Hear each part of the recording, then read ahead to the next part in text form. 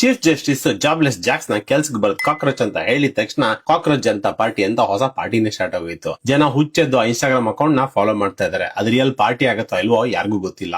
ಈ ತರ experiments first time ಏನಲ್ಲ, ಆಮ್ ಆದ್ಮಿ ಪಾರ್ಟಿ ಇದನ್ನಾಲೆ ಬಹಳ ಹಿಂದೆನೆ ಮಾಡಿತ್ತು. ಇದ್ರ ಫೌಂಡರ್ ಕೂಡ ಆಮ್ ಆದ್ಮಿ ಪಾರ್ಟಿಗೆ ಕನೆಕ್ಟೆಡ್ ಅಂತ ಹೇಳ್ತಾ ಇದಾರೆ. But the real point is ಜನಗಳಲ್ಲಿ ಫ್ರಸ್ಟ್ರೇಷನ್ ಇದೆ. ಇವಾಗಿನ ಪಾರ್ಟಿಗಳನ್ನ ಮನಸ್ಫೂರ್ತಿ ಒಪ್ಕೊಳಕ್ ಆಗ್ತಾ ಇಲ್ಲ. ಯಾಕಂದ್ರೆ ಅವರು ಕ್ರಿಕೆಟ್ ಆಡಕ್ ಬರ್ದಿರೋರ್ನ BCCI ಪ್ರೆಸಿಡೆಂಟ್ ಮಾಡ್ತಾರೆ, ಓದಕ್ ಬರ್ದಿರೋರ್ನ ಎಜುಕೇಶನ್ ಮಿನಿಸ್ಟರ್ ಮಾಡ್ತಾರೆ, ಓಡ್ಸಕ್ ಬರ್ದಿರೋರ್ಗೆ ಲ್ಯಾಂಬರ್ಗಿನಿ ಕೊಡ್ತಾರೆ, ನಮ್ಮ ಮಕ್ಳಿಗೆ ಡಾಲ್ ಕೊಟ್ಟಂಗೆ ಅವ್ರ ಮಕ್ಳಿಗೆ ಮಾಲ್ ಕಟ್ಸ್ ಕೊಡ್ತಾರೆ. ಈ ತರ ಕರಪ್ಷನ್ ಹೆಚ್ಚಾಗಿರೋದ್ರಿಂದ ಜನಕ್ಕೆ ಕರೆಂಟ್ ಪೊಲಿಟಿಕಲ್ ಪಾರ್ಟೀಸ್ ಮೇಲೆ ನಂಬಿಕೆ ಹೋಗಿರೋದು. ಅದಕ್ಕೆ ಕಾಕ್ರೋಚ್ ಆದ್ರೂ ಬರ್ಲಿ, ಡಸ್ಟ್ ಬಿನ್ ಆದ್ರೂ ಬರ್ಲಿ, ಎಲ್ಲರಿಗೂ ಸಪೋರ್ಟ್ ಮಾಡ್ತಾ ಇದಾರೆ. ಕರ್ನಾಟಕದವರು ಪುಣ್ಯವಂತರು, ನಮ್ಗೆ ಆಲ್ರೆಡಿ KRS ಪಾರ್ಟಿ ಇದೆ. ಅದಕ್ಕೆ ರವಿಕೃಷ್ಣ ರೆಡ್ಡಿ ಅಂತ ಅಗ್ರೆಸಿವ್ ಅಂಡ್ ಎಫಿಷಿಯಂಟ್ ಲೀಡರ್ ಇದ್ದಾರೆ. 7 ವರ್ಷದಿಂದ ಪಾರ್ಟಿ ಕಟ್ಟಿ ಯಾವುದೇ ಶಾರ್ಟ್ ಕಟ್ಸ್ ಇಲ್ಲದೆ ಗ್ರೌಂಡ್ ಲೆವೆಲ್ ಅಲ್ಲಿ ವರ್ಕ್ ಮಾಡ್ತಾ ಇದಾರೆ. ಈ ತರ ಲೀಡರ್ ಇದ್ರೆ ಮಾತ್ರ ಫ್ಯೂಚರ್ ಅಲ್ಲಿ ಹೋಪ್ ಇರುತ್ತೆ. ಪ್ರಜಾಕೀಯ ಇಂಟ್ರೆಸ್ಟಿಂಗ್ ಆಗಿದೆ, ಎಕ್ಸಿಕ್ಯೂಷನ್ ಹೆಂಗ್ ಮಾಡ್ತಾರೆ ಅಂತ ನನ್ಗೆ ಇನ್ನೂ ಅರ್ಥ ಆಗಿಲ್ಲ. ಉಪೇಂದ್ರ ಮಾಡ್ರ 20 ಇಂಟರ್ವ್ಯೂ ನೋಡಿದೆ, ನನಗಂತೂ ಇನ್ನೂ ಕ್ಲಾರಿಟಿ ಸಿಕ್ಕಿಲ್ಲ.